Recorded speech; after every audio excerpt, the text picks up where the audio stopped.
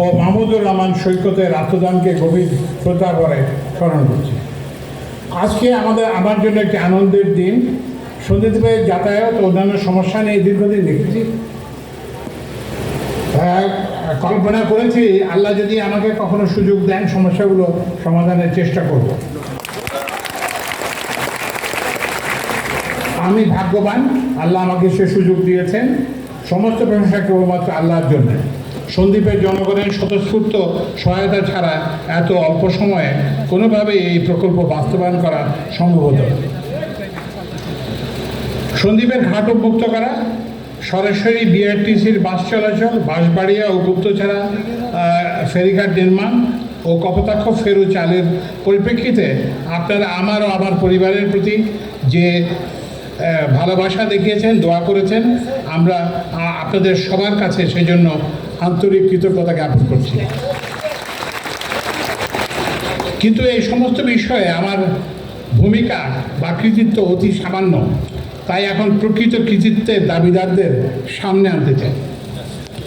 গত বছর আগস্ট মাসে কাদামাটি পার হয়ে সন্দ্বীপের মহিলাদের ঘাটে ওঠানামার একটি ক্লিপ আমি প্রধান উপদেষ্টার সাথে শেয়ার করি। তিনি বিস্মিত হয়ে বলেন, এটা হতে পারে না, ইউ মাস্ট সলভ ইট। অর্থাৎ তিনি আমাকে নির্দেশ দিলেন যে এই সমস্যাটার সমাধান করতে হবে। লক্ষ্য করুন, ইউ মাস্ট মানে আমাদের জন্য কিন্তু কোনো সুযোগ রাখেন নাই যে পারলে চেষ্টা করে, এইসব না, সলভ করতেই হবে। তো আল্লাহর রহমত আমরা এটা এখন আজকের এই ফেরিঘাট আনুষ্ঠানিক উদ্বোধনের মাধ্যমে সেটা সম্ভব হলো। তাই এই প্রকল্পের মূল কৃতিত্ব প্রফেসর ইউনূস ও তার সরকারের। মনে রাখতে হবে মূল কাজটি শিপিং মন্ত্রণালয়। আমি কাজ যোগ দিয়েই শিপিং মন্ত্রণালয়ের সচিব মোস্তফা কামালকে ডেকে পাঠাই। সন্দ্বীপের যাতায়াত সমস্যা সমাধানে তার সহায়তা চাই। এরপর উপদেষ্টা হয়ে আসেন ব্রিগেডিয়ার সাখাওয়াত ভাই। তিনি আমার পূর্ব পরিচিত, আমরা একসঙ্গে রোটারি করেছি। সন্দ্বীপের ব্যাপারে আমার তদবিরে অতিষ্ঠ হয়ে তিনি ঠাট্টা করে বলেন, আপনি সন্দ্বীপ থেকে এমপি হবেন নাকি? আমিও পরিহাস করে জবাব দিই, আপনি মনোনয়ন দিলে এবং আমাকে বর্তমানে 3টি মন্ত্রণালয়ের মন্ত্রী করা হলে বিবেচনা করতে পারি। সাখাওয়াত ভাই, এই অভিযানে আপনি সন্দ্বীপের শিফা সালাম। এরপর জমির কথায় আসি। প্রকল্পের জমি মূলত এসছে বন বিভাগ থেকে। আমি এই জন্য রিজওয়ানা আপাকে ফোন করি, তিনি তাৎক্ষণিক সম্মতি দেন এবং মাঠ পর্যায়ে নির্দেশ দেন। আমি জানি এই ধরনের জমি পেতে হলে আন্তঃমন্ত্রণালয়ের সভা করতে হয়, মাসের পর মাস সময় লেগে যায়। রিজওয়ানা আপা তার মন্ত্রণালয়ের জমি, প্রয়োজনীয় জমি আমাকে দিয়েছেন, তবে তিনি অবশ্য দাবি ছাড়েন নাই।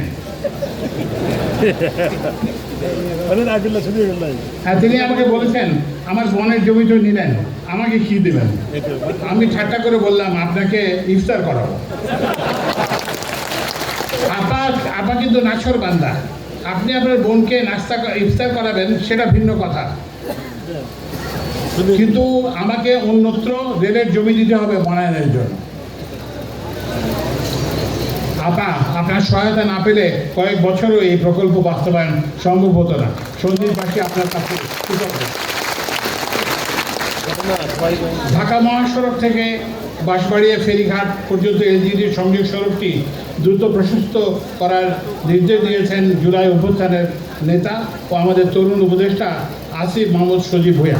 তার আসার কথা ছিল, কিন্তু তিনি আসতে পারেননি, একটা কাজে আটকে গেছেন। অবহেলিত জনপদের উন্নয়নে তার এই সুদৃষ্টির জন্য আন্তরিক ধন্যবাদ জানাচ্ছি। আমার আওতাধীন সড়ক পরিবহন ও মহাসড়ক বিভাগের কথা বলতে হয়। বাঁশবাড়িয়া গুপ্তছড়া প্রকল্পের সড়ক অংশ ঢাকা থেকে বিআরটিসি চালু করার কাজ তারা বাস্তবায়ন করেছে। মন্ত্রণালয়ের সচিব, সড়ক বিভাগের চিফ ইঞ্জিনিয়ার, বিআরটিসি চেয়ারম্যান সহ সবাই আন্তরিকভাবে সহায়তা করেছেন। আপনি একটু থামবেন।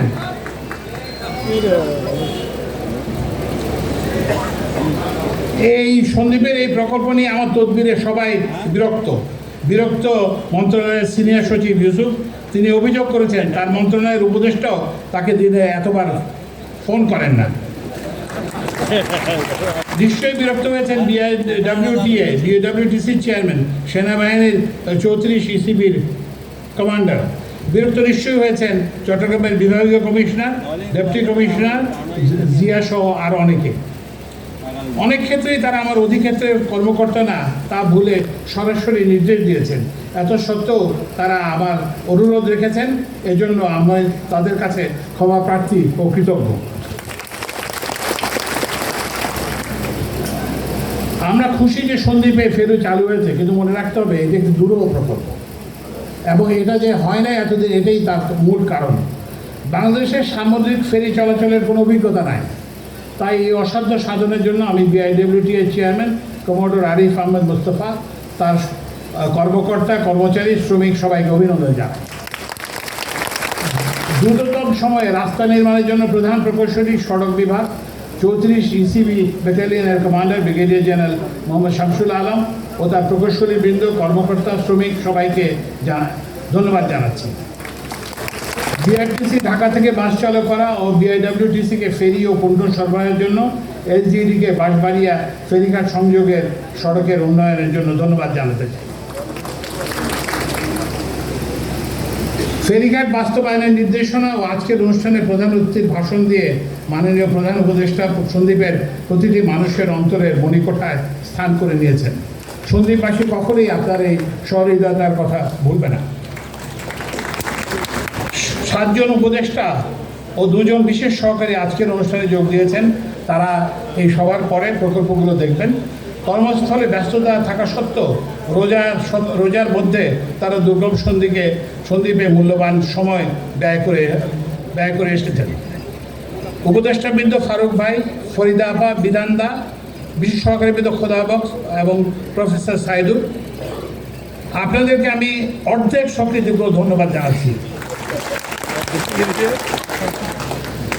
বাকি অর্ধেক সরেজমিনে দেখে সন্দ্বীপের সমস্যাগুলি সমাধান করলে বাকি ধন্যবাদ পাবেন।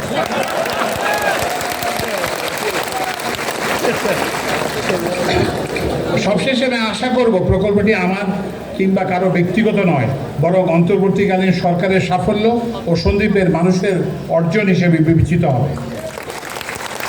প্রকল্পের সংশ্লিষ্ট কর্মকর্তারা তাদের মনোযোগ অব্যাহত রাখবেন ও ভবিষ্যতের চ্যালেঞ্জসমূহ মোকাবেলা করবেন।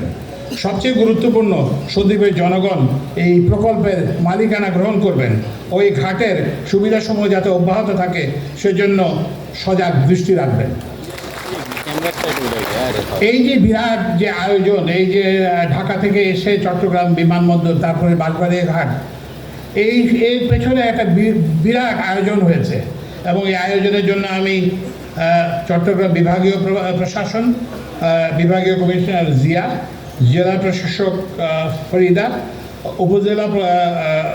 উপজেলা নির্বাহী অফিসার রিগান, সীতাকুণ্ড সন্দ্বীপের উপজেলার প্রধান নির্বাহীবৃন্দ, আইন শৃঙ্খলা বাহিনী, কোস্ট গার্ড সহ সবাইকে ধন্যবাদ জানাচ্ছি।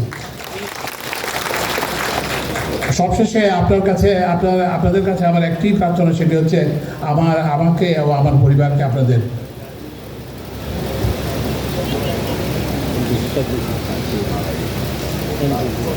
দোয়ায় রাখবেন।